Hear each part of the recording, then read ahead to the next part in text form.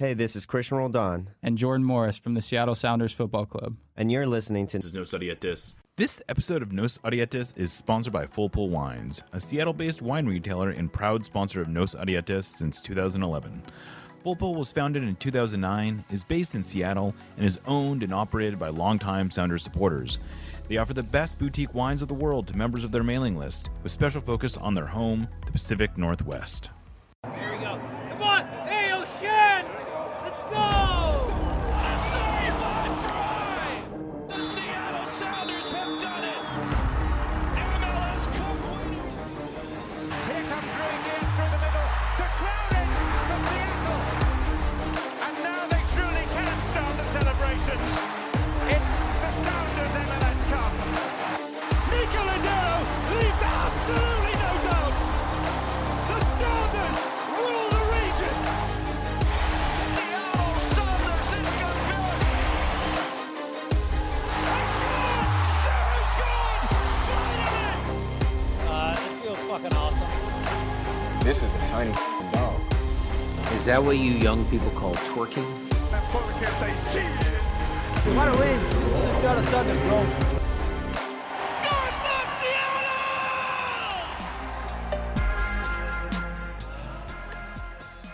Welcome back to another episode of Nos Odietis. I am Jeremiah O'Shan. Joining me today, very special guest, Jonathan Tannenwald of the Philadephia Inquirer. You probably know him as the goalkeeper on Twitter. He covers everything Philadelphia soccer. Although I guess you just won didn't you just win like a national beat writer, national beat writer award from the APSC or something, right? I did. Thank you. It's very kind of you. I was going to say I haven't been on the show in a long time. Yeah, I don't know when the last time would have been. We don't play Philadelphia very often. Well, I think it would have been one of the times that I was in Seattle and I went out to some restaurant and sat, or was that Sonar feed that I would have? Oh, that may have been Sonar feed. Yeah, that was a thing they did. Yes. It was some German restaurant, maybe years and years ago. Yeah, that definitely Sonar feed. Yeah. So I got a top 10 honor from the AP Sports Editors group, which is the national group of all the newspapers and other mainstream media outlets. They do top 10s in a bunch of different categories, and they eventually pick a winner. And it's very cool. Not just to make it into the national beat writing category, which is the most prestigious individual writing category, but to get there for soccer specifically, which obviously the mainstream media, as we all know, did not always care so much about over the years. And now they do. Michelle Kaufman of the Miami Herald was also honored for her work covering Inter Miami, which was great to see. And the top 10, look, there's people who I'm sure, even if you're only a soccer fan, I'm sure you might still have heard of, a Nicole Auerbach of The Athletic, or a John Wilner who does the Pac-12. For the Bay Area News Group and that newsletter that gets circulated everywhere. And Jeff Passan of ESPN, who does baseball, and Adam Kilgore of the Washington Post, who's a feature writer, who's an old friend of mine. So that was very cool. Yeah, that's awesome. Well, congratulations on that. I know you've sort of bootstrapped this beat for yourself. It's very impressive. We were actually talking about this at Sounders training, how you started off on I don't know how many people realize this, but you started off as sort of doing this literally as a labor of love, just sort of as a prove it kind of thing, and you've turned it into your job. It's awesome. So I love to see it, especially as someone who's in the soccer media space. It's great to see hard work rewarded. So congratulations. Well, look, I appreciate that. You've known me for a long time. We've obviously had our share of arguments over the years, and but the amazing thing to me is when I think about all of the people who've known me in soccer for a long time. And I'll take Steve Goff of the Washington Post as a classic example, because I grew up reading his stuff. Yeah. In the Washington Post, and people don't know, if you're listening to this and you don't know all that much about me, I grew up in DC. I grew up as a DC United fan in their supporters clubs, and this is now 20 years ago, practically. When people say to me, "What's your club?" my answer is my club does not exist anymore, because it was the RFK Stadium era of DC United, which, by the way, also produced and instilled a love of soccer in Paul Tenorio of The Athletic, Emily Yeah. Olson of The Athletic, Ian Quillen of Forbes, who I went to games with all the time, Sebastian Salazar of ESPN. A lot of us grew up there and in that environment, and it grew the love of soccer in us. Yeah, I remember that was one of the first soccer stories I read was about the Screaming Eagles of DC United and how right here in America we have a supporters group that looks and feels. I'm sure Grant Wall probably wrote that story. But it was yeah, we've been doing this now a long time, and it's a pleasure to have you on the show. Thanks, man. We're obviously here mainly to talk about this upcoming game between the Sounders and Philadelphia United. We don't get a lot of these. The last time the Sounders went to Philadelphia was pre-pandemic, 2019, a 0-0 tie where I think I know the Sounders heavily rotated their lineup. I feel like maybe even the Union heavily rotated their lineup in that. And it was a rather droll affair, if I remember correctly. And this one probably going to have a rotated Union lineup as well. They're in the middle of a 2-game series with Pachuca in the CONCACAF Champions Cup. The first game was last night on Tuesday. They used ostensibly their first choice lineup with a few exceptions that we'll get to. And then they've got another one next Tuesday. So presumably they're going into that game 0-0. So presumably they're going to want to be fresh for that one. What can you tell us about how the game went last night? Who do you think, what do you think that means for Saturday's game? Well, I think where we have to start is the fact that, Philadelphia has effectively 3 starting caliber center backs, and 2 of them were suspended last night. So the fact that it was a 0-0 tie, look, would it have been fun if they had won it? Sure. They had a couple chances. They actually played a lot better than I thought they were going to overall, which is a testament to the depth of the organization. A team that is obviously not one of the wealthiest or most star-studded in MLS. But they were down 2 center backs and one of their starting strikers who was injured. So they had to really cobble together a lineup, and they did. And they played it out to a scoreless tie. And now they're going to go down to Pachuca at 8,000 feet of altitude and one of the best teams in Mexico and probably lose valiantly. And that's okay. Because they played 51 games last year. They were exhausted at the end of the year. The Sounders know about this as well as anybody. That it's great Valiantly to go. Losing in big games seems to have unfortunately been a calling card of Philadelphia sports. It is. And some of those games, especially the Open Cup finals, it didn't need to be that way. But Pachuca is probably the second best team they've ever played in that building in the official competition. The only better one was Club America in the Champions League a few years ago. That's how good Pachuca is. So it's fine. I think about it, and we can get into this. We can get into the fixture congestion thing. Yeah. Boy, do a lot of people like yelling at you and me about that. Yes. It will benefit them for the rest of this year in terms of spacing out things. If they lose valiantly in the Champions League now, yeah, and that's that. If they win somehow, if they advance, and they can advance with a score draw, because it was 0-0, they can advance on away goals with a score draw. If they advance, they're going to get Herediano or Robin Hood, and they should be able to win that series, and then they go to the semifinals again. They've only ever gone to the semifinals of CONCACAF tournaments when they've been in them. This is their 3rd time. They reached the semis in the first 2. So look, if you're going to do that, fine. If you're going to lose now, you're going to go out now of the tournament, then it's going to clear your schedule up. They're going to be able to rest guys through the year and be in much better shape come October in the playoffs and so on. And so that said, what kind of lineup do you expect in this one? Well, I certainly expect Jack Elliott and Damian Lowe to be back. And I think they'll probably be the starters at center back. And then Elliott will play. I presume Elliott will then play the following Tuesday in Pachuca with Glesnes, which is their top 2. Is Julian Carranza back by then? I don't know. I don't think you can't from the outside try to guess a thigh muscle injury, Yeah, and Julian Carranza has been their best offensive player for couple seasons now. He's right? very good. He's very good. He will go down as one of the all-time heists in Major League Soccer history because the Yeah, this was Union for go ahead. Miami. He was one of the casualties Right. of the roster blow up when they broke the rules. So the Right. Union got him on loan initially, and then $500,000 payout to buy him outright, plus a sell-on fee for down the road and all this other stuff. It's just fine. I am not. There are a lot of high principles that you can have in this world in sports. I'm not against hired guns on your soccer team. No. And so Julian No. Carranza is a hired gun, and I'm good with that. Especially one who scored 18 goals Yes, exactly. in all competitions last year. Yes, exactly. That's exactly right. So it's fine.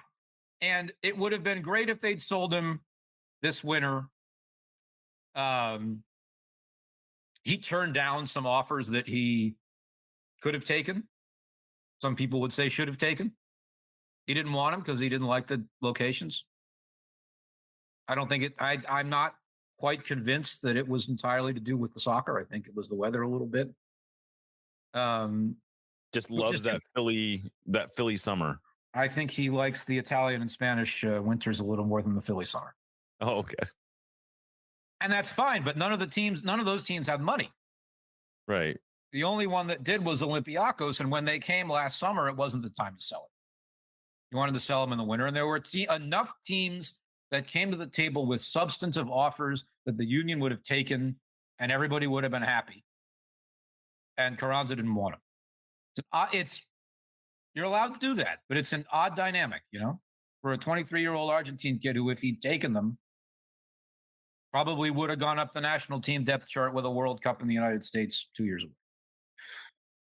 Yeah, so he's unclear on him, and then what's going on in the midfield there? Are you expect, like, I guess Bedoya now is coming off 2 straight games. I would imagine he's out. I don't know if he was a starter necessarily anyway. What changes do you expect in the midfield? Well, so two guys who've been really playing a lot are Jack McGlynn, and Quinn Sullivan. Mm-hmm. I think Sullivan's going to get a day off here, maybe, probably. At least not start. McGlynn probably won't start. But if he plays even as a second half substitute, I would tell you, if you're a U.S. national team fan listening to this, you want to watch him. He's one of my favorite players to watch. He and Carranza. I'm a striker snob. I've become a striker snob in my old age. So I love watching Carranza, but Jack McGlynn's left foot is just ethereal. What he can do with it, the passes that he makes. He's going to be on the Olympic team this summer. We're pretty sure over here. And then the Union are going to sell him and make a lot of money. How is that working out from it seems like it's good business. How is the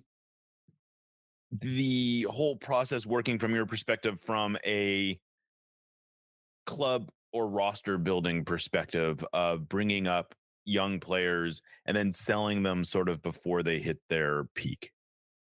Historically, it's worked very well. You had Brendan and Paxton Aronson, Mark McKenzie, etc.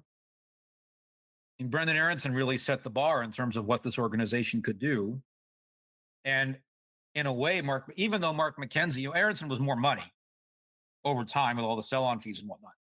McKenzie, in a way, set the bar, because Genk came along and said, "We like this guy. We're going to pay you $6 million right now." And the Union probably would have kept McKenzie for another year, but they took the money. Mm-hmm. And now you have a situation where they've got guys in McGlynn, Olivier Mbaizo, their right back, who was on Cameroon's World Cup squad last year. You remember Ambroise Oyongo many years ago? I mean, Nuhu's another example, I'm sure, also. Yeah. Guys who, if there was any money in the French league right now, they'd have been gone by now for $3 million. Yeah, for That's sure. the kind of player they'd buy. Yeah. Carranza, as I mentioned. Leon Flack has had some interest in Germany because he's German-American. He used to play for St. Pauli.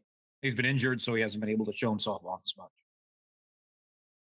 that's, that. And then there are guys coming up in the pipeline, David Vasquez, CJ Only, Kevin Sullivan, Neil Pierre, who are going to make this team a lot of money down the road. But the interesting thing to me right now is, so the Union, they went to the title game in 2022 and they ran it back last year. And the big question was, were they going to re-sign Kai Wagner and were they going to re-sign Alejandro Bedoya? Right. Bedoya was the really big. Wagner was probably going to go to Europe, and he didn't find any offers that were really close to, frankly, the money he makes here. He wasn't finding the offers he wanted in Germany. So he comes back, signs a multi-year deal, finally commits here after staring off into the wilderness toward Europe for the last 3 off seasons wanting to. He finally commits here long term. Bedoya is 36, I believe. He's going to turn 37 later this year. I'll confirm that while I'm talking to you. And he's a guy who he's been their captain for years. Yes, 36 now. He turns 37 next month. He's been their captain for years. Standout guy on and off the field. Beloved by the players, beloved by the coach, but he's 36. Mm-hmm. Are they going to bring him back? Is Jim Curtin going to play him 2,500 minutes again this year as a 36-year-old? When you have a bunch of guys in the pipeline, Sullivan, McGlynn, Flack, Jesus Bueno, a young Venezuelan guy who I should add to the list of guys who might get sold at some point. He's blocking the pipeline. So they finally agreed with him with a 1-year deal for this year. It'll be his last year. We almost certain. His last year. He's coming off the bench instead of starting. That's the way it should be. That's fine. But you can't, if you're a team that prides itself on its development pipeline and moving players through in a league that does not take too well to running it back. Right. Running it back again is a big gamble. Yeah. And so I've been pleased this year that they've played some of the younger guys for serious minutes.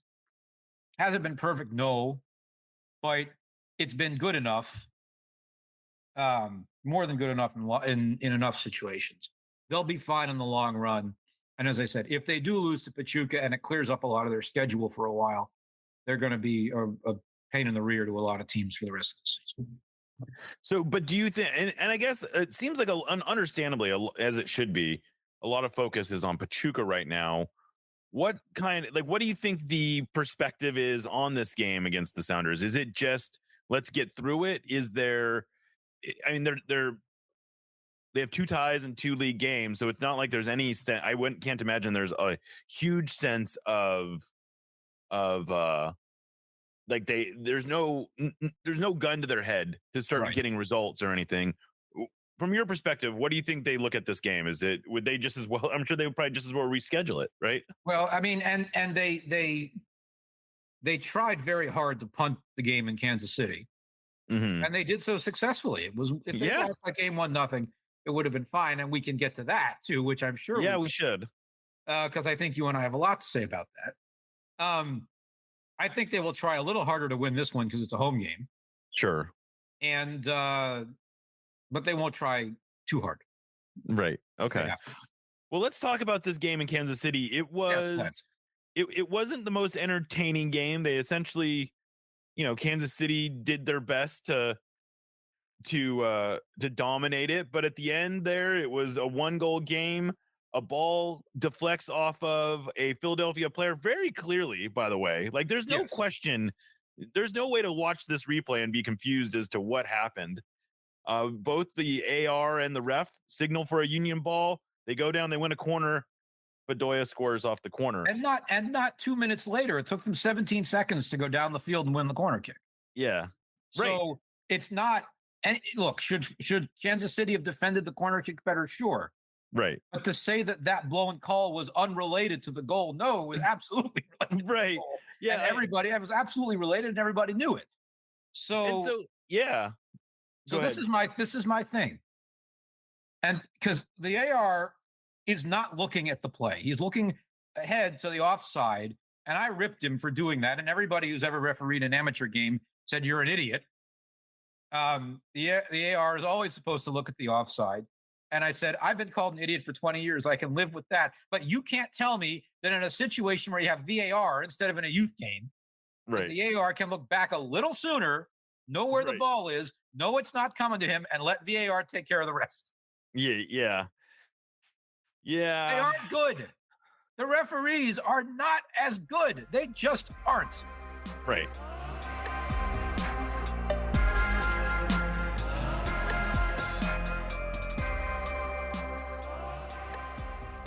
And I think this is the thing that it comes down to me. It's not that a pro referee, a union referee is incapable of making this type of mistake. But I think what we're seeing is we're seeing a lot of these sort of avoidable mistakes. And it's not any one call that you should get worked up for. It's the sort of accumulation of questionable call after questionable call after questionable calls that are just wrong. We saw it, like this is a thing that happened in this last week. The same referee who looked at the penalty in the Sounders game, the first game, 25 times to confirm a extremely obvious call, then the next week refused to take the advice of Greg Barkey, who runs the VAR system, his suggestion that there was supposed to be a penalty, and he says, nope, I'm going to stick with my call. And I almost wonder if, like, what's going on here? I sort of admire it. I sort of admire telling Barkey off, because one of the questions that I and a lot of people I know in the refereeing world have had this question. When the VAR is Greg Barkey or Mark Geiger, who runs the whole shop, right? And you're a replacement ref, and historically, for good reason, the center ref gets to make the final say on the field. Yes. Do these guys feel empowered to tell the executive management of Pro that they're going to stick with their original decision? Yeah. I guess they do. I get, and you know, as I said, in a way, I admire that.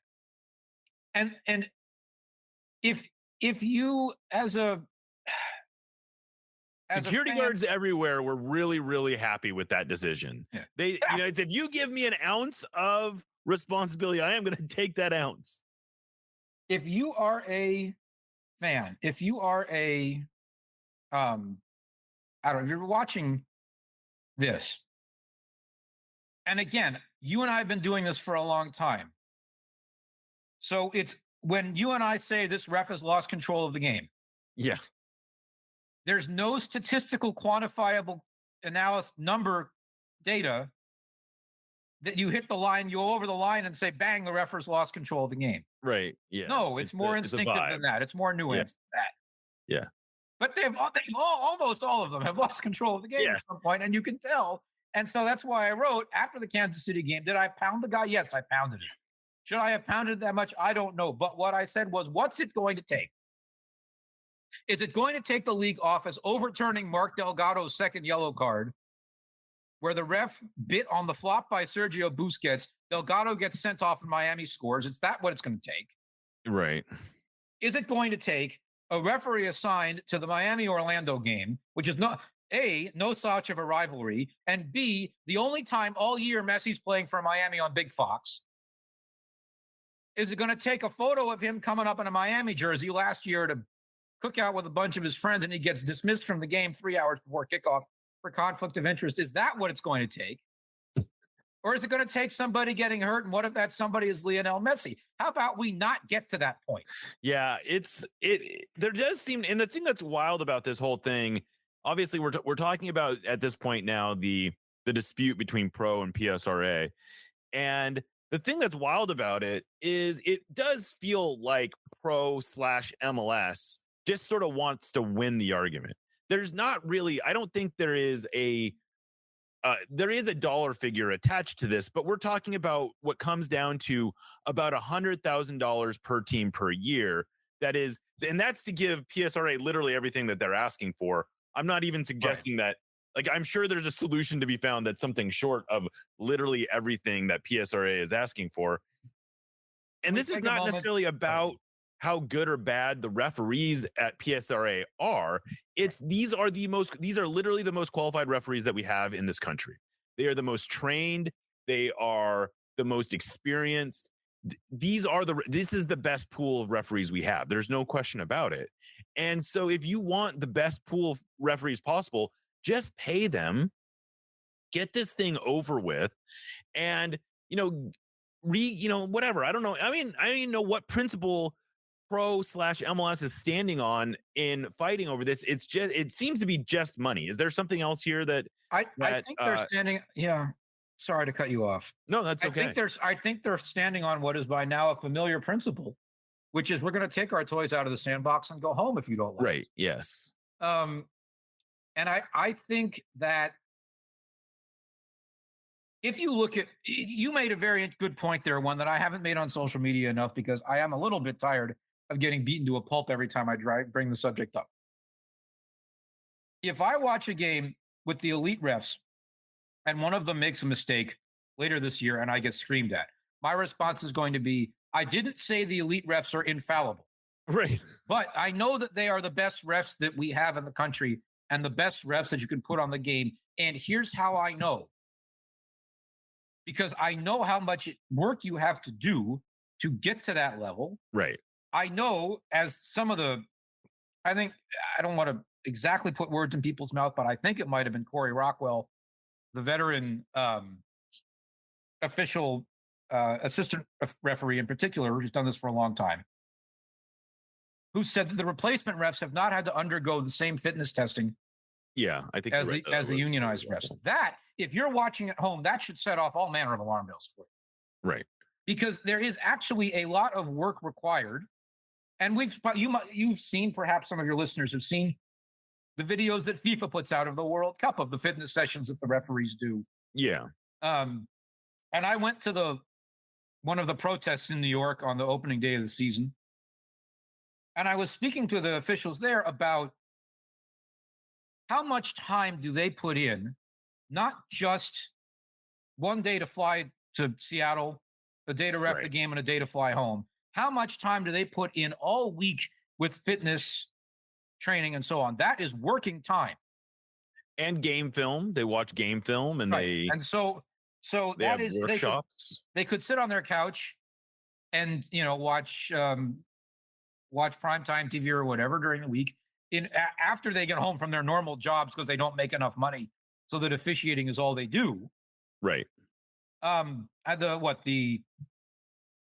put the numbers out. I think the assistant referees make something like $35,000 a year for 40 hours. It's not for 20 hours of work a week, because the fitness work we should count the fitness work in the time that you're taking. So, it's if you're at an elite level at it, like Catherine Nesbitt, who lives in Philadelphia, who's normally an AR. She's not in the middle all that much. Makes enough money to do this full time because she's at the CONCACAF and FIFA level. Somebody who is not at that level yet is not making enough money to have this be a full-time profession. The players are full-time. They're watching what they eat all year and they're working out and everything else.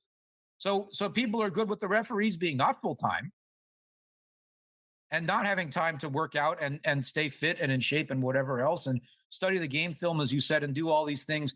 And then they get crammed into economy class for a flight from Seattle to Atlanta on 4 hours of sleep or whatever, coming home. Notice, by the way. Also, that's the other thing. Is that a lot of these assignments aren't coming out until a week or sometimes even less before. Right. And so it's like they're having to pick up and almost none of these refs have local assignments where, even if they live in Seattle, maybe they'll do 1 or 2 games in Seattle, or they live in Philadelphia, they might do a couple games in Philadelphia. But most of these guys, in part because they aren't being paid full-time wages, live in the Dakotas, or they live Phoenix, in Oklahoma, wherever. Right. They live wherever they can afford to live. And so they're flying all over the country. I mean, it's just, I think we need to be a little bit, I'm amazed at how many people are just more than happy to jump into the mentions and say stuff like, I don't notice anything different. Let the refs, walk. And the other hilarious suggestion I've seen is, let's just replace pro. Let's replace pro. What are we replacing pro with? What do you think pro was? Who do you think created pro? Who do you think? What do you think the entire point of pro was? People need to sort of take a step back and understand that whether or not you love the referees, and I'm not again to repeat this, they are not perfect. They make mistakes. I complain all the time about the lack of accountability and all these kinds of things.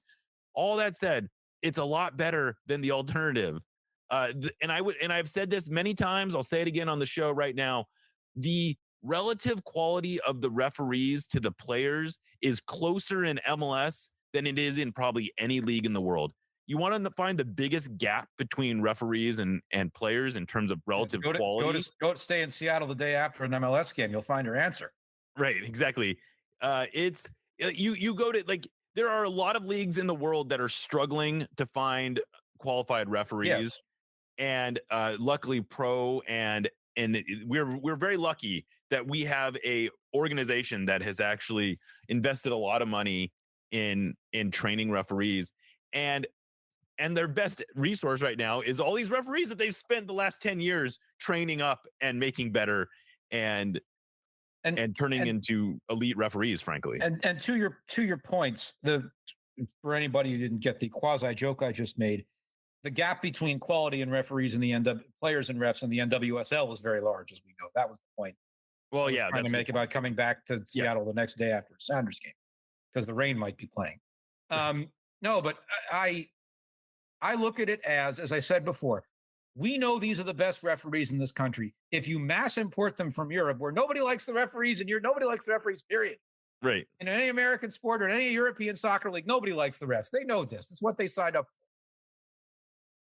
But you're not going to develop, just as you're not going to develop players if you don't put the pathway down. You're not going to develop referees in this country if you don't have a pathway to do it by blocking them, by importing a bunch of refs from Europe or wherever. And not for nothing, do a half dozen American referees go to every World Cup now. Right. At the top level. And people look at it at Ismail Fath or Tori Penso or whoever and say, how did they get that good all of a sudden? I used to dislike them. No, they were always that good. Maybe your players are being assholes. Pardon my language. Right. I'm not sure if I'm allowed to curse on this show. You're very much so. Don't worry. You know, maybe it's your players are all surrounding the refs because they're complaining about something when the VAR is already looking at it. Yeah. Yeah. Well, I don't know. Hopefully this thing gets resolved. I don't know. I haven't been paying super. I haven't been following this as a beat. Do you have any sense that we're nearing a resolution? I just saw the last thing, I guess, last week was PSRA basically slid their original offer across the table and Pro slid it back and just said, we'll stick with our offer too. So I don't know that there's any movement going on here, although I guess Pro has threatened to start making worse offers. Well, because they can. That's just what they do. Right. And look, I'm in a labor union. I believe you were for I was an amount of time. Am. Yes. So you and I have some experience with the dynamics of this. Somebody said to me, why did they vote? I think it was Don Garber, in fact, also said in some of his interviews, why did they vote down the contract? Right. And the answer is that's a common practice in labor unions. Yeah, especially once negotiations stop moving, that's what you do. You vote on the contract and you send a message, this isn't good enough. Thank you. And so the last thing that I saw was, today is Tuesday, Monday afternoon Eastern time, Jeff Carlisle reported it's been a bit quieter the last few days, which it has been. And he wondered aloud if the federal mediator had told everybody to finally shut up and stop talking. And maybe that means that the mediator is having some impact in the negotiating room. Let's hope so. Yeah. And you said one other thing, by the way, that I wanted to go back to. The people who said to bin Pro. For what? Right. To have the U.S. Soccer Federation administer it? Well, okay. Is that the same U.S. Soccer Federation you're trying to get to throw MLS in the trash can over the Open Cup? Right. So who's going to do it? Right. Right. All these also, by the way, who do you think the referees that U.S. Soccer is hiring are? Like, it's the same referees. Right. And they'll be more than happy to do a labor agreement because they've been doing labor agreements for decades. Right. Exactly. Yeah. It's been I don't know. This thing has been. It does feel like MLS this year, especially MLS, is intent on both throwing its weight around, but also doing it in the sort of, I don't know, gross is maybe the wrong word, but in the least elegant way possible. Yes. We have this thing with the referees. There's been the Open Cup situation, which again, I'm sympathetic to the idea that the Open Cup needed to change and that maybe it is too much of a pain in the ass for MLS teams for every MLS team to participate. But just the way that MLS has sort of tried to unilaterally make decisions is just so inelegant. It's such a bad look, and they are almost seemingly addicted to taking PR hits when they should be collecting PR wins, because there's a lot of PR wins for them to collect if they want to do it. Yes, you probably saw the piece I wrote at the start of the season on this subject. The word I used was petty. Yes, petty is a good word for it. And they just they're this is a league that is 29 years old now, that ought to be able to act its age, but is as insecure as it's ever been. Yeah. And it's really disappointing because, as you say, they should be able to have a lot of wins. They have Messi in the league. They are developing young Americans and selling them abroad for profit. They are developing young players from other countries and selling them abroad for even bigger profits. This is how you get recognized on the global stage of the soccer league. Right. This is exactly the way that you get recognized, because then you can. It would be nice if they've had a few more afternoon kickoffs so that people in Europe could watch the games more live. Yeah, sure. But, this is how you go onto the world stage and say, yeah, you should watch us because we have players that your club's going to want to buy. Right. This is how the French league has done it in recent years. It's a great success. And now, the finances of the world game are such that everybody is subservient to England. But even then, Germany is still the first port of call, correctly, for most of the young American players who go to Europe, because the German clubs actually know what they're doing and care about the player in this regard and help them get on the right foot and play well for a few years and then go somewhere else. There are a great many wins to have for the league, and they are not having them because they are doing all of this other stuff that is just so petty.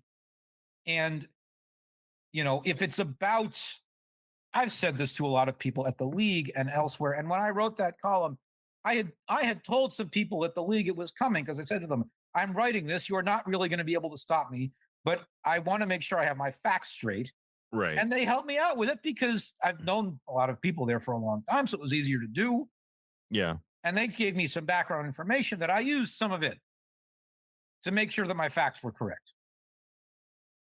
But the pettiness of it is so bad because people are angry enough as is. I know. And you don't need this. You just don't. Yeah, it's very disappointing, especially as someone who would love to see the league collect wins and be on a positive news cycle. I have a theory. I don't know how interested you are in humoring this theory, but there is a story that ran in my old employer's website in which it claimed no one is talking about the refs because I saw that. Because no one cares. And there was a piece of information in there that struck me as very curious. They said that they had sort of surveyed the various markets in MLS and they hadn't found any stories that were critical of the referees, or particularly calling out the referees. Well, they don't read the Philadelphia Inquirer. That's right. I don't know where they were researching this, but I was more skeptical that the writer actually did the research themselves. And it felt to me a little bit like maybe someone in the league office did that work and shared their findings. So is that too conspiratorial? All I will say is that I called somebody I know in the league's PR office, and who I've known for a long, long time. Yeah. Who said it wasn't us. Okay. All right. So I don't know. Your former employer in question, this one in particular, has a habit has long had a habit, I think even going back to when you were there, Yeah. of having its bylines be aliases sometimes and not just names. Well, this was, yeah, I had never really clocked that as a concern because I didn't, but this was not a byline I recognized. This was some sort of mysterious byline. So I don't know who actually It's a wrote. I'd never, username. yeah, it's a username. I've never heard of this person. Right. I don't know who they are. I can't vouch for their credibility. They might be it might be sort of like a virtual pen name, but it was very odd. I've never, certainly in my professional career, my name's been on everything I've ever written. Mhm. You know, so that's the first tell. And as I said, there's nothing new about this with the outlet in question. It's been doing it this way for a long Yeah. time. That if somebody wanted to write under an alias, they were able to do so. Yeah. Yeah, It's it was. not, it's not, it doesn't help anybody. And It doesn't. you know, am I a liberal peacenik who doesn't know the value of a dollar? Yeah, maybe. Yeah. But have I lost a little of my edge, over the years? Well, yeah, I'm a little older and I lived through a global disease pandemic who killed a lot of people, and it puts some things in perspective, maybe. But it's this stuff is so simple. And I also, you'll understand this. Again, you've known me for a very long time. Especially in this day and age that we're in, a lot of people would like me to be as angry as they are, Yeah. and they would like me to be as reactionary as they are. Oh yeah. And I've been there. and a journalist's job, in a way, is the one way to phrase it that a journalist's job is to not be reactionary. Mm-hmm. And I'm no moderate per se in much of my life, but the journalist's job is to moderate things tone wise a little bit. So I said the journalist's job is to not be reactionary. A more direct way to put it is that a journalist's job is to be not reactionary. Whatever the opposite of reactionary is, Right. the journalist's job is to be that. Am I allowed to have opinions a little more now in my writing than I used to? Yes, I am. It's nice. I get to say a few things. I appreciate my bosses giving me that latitude after a very long time. But still, I try to not be reactionary, to be not reactionary. That is my place on the landscape. There are other people whose place it is perhaps to be more reactionary than I am. Yeah. Yeah, I agree. But let's hope a decent solution is found here. Let's hope, I, for what it's worth, I would love to see the Union, to switch back to the Union. I'd love to see them go on a Champions League run. It seems like it would be fun. Like, but you're right. If you're going to go out, you may as well go out in the quarters instead of the semis or the finals. Save yourself the trouble. I'd like to see them win. I would have really liked to see them win an Open Cup. I still really want to see them win an Open Cup. Yeah, Because well, I guess it won't be this year. It would be a trophy. No, right. They're not in it this year. It would be a trophy. It will be a second trophy in team history. It would be a trophy. And you probably remember this from when Seattle played Philly years ago, which was the first time they made the Open Cup. Yeah. There's so much history of the Open Cup in Philadelphia and Eastern Pennsylvania specifically. Yeah. That for the Union to join that history by winning it, I think would be very cool. Are they still? They're not. They totally scrapped Bethlehem Steel. Yeah, they're not using that name anymore. They're not using the name anymore because they moved the team out of Bethlehem. Oh, okay. Because they were playing at a college football stadium that had grass, very nice grass too, perfectly serviceable pitch, but they couldn't put lights at the stadium, so they couldn't play night games. Oh, that's tough. It was a 1AA football stadium. Mm-hmm. It's at Lehigh University in Bethlehem, Pennsylvania. If Colin Lamont still listens to the show, he'll know where it is because he's from this neck of the woods. It's a fairly quiet college town. There's enough residential around the stadium that if they'd put permanent floodlights up, it would have gone so well. So they moved the team back down here. That was the end of the Bethlehem branding, and now they're just called Union 2. Okay. Yeah, the Sounders left Tacoma, but weren't quite willing to give up the Tacoma Defiance name. Yeah, well, Although that's much to the chagrin of plenty of people in the market, but we'll see whatever happens with that. But Jonathan, thank you so much for joining us. This was a fun conversation. yes, It went in directions I wasn't necessarily anticipating, but that's great. they always do. That's the fun of this.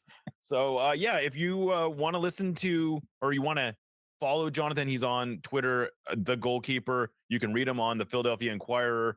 Anything else you want to plug? No, I would like to get back to Seattle one of these days, even just for vacation. I don't think I'm going to make it this year, unfortunately. It is a beautiful city. You and your longtime listeners, I'm sure, know that I've been out there many, many times. Yes. And always love it, and hope to be back there again one of these years. All right. Well, thank you so much, Jonathan. I'm Jeremiah Shan signing off for No Sadietis, and we will catch you next time.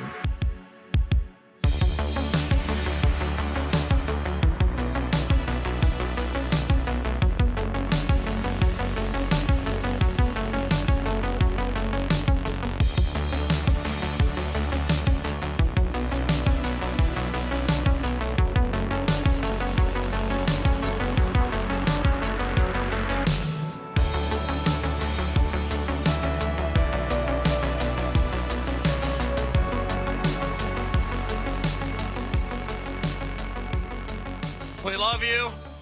Let's win another one.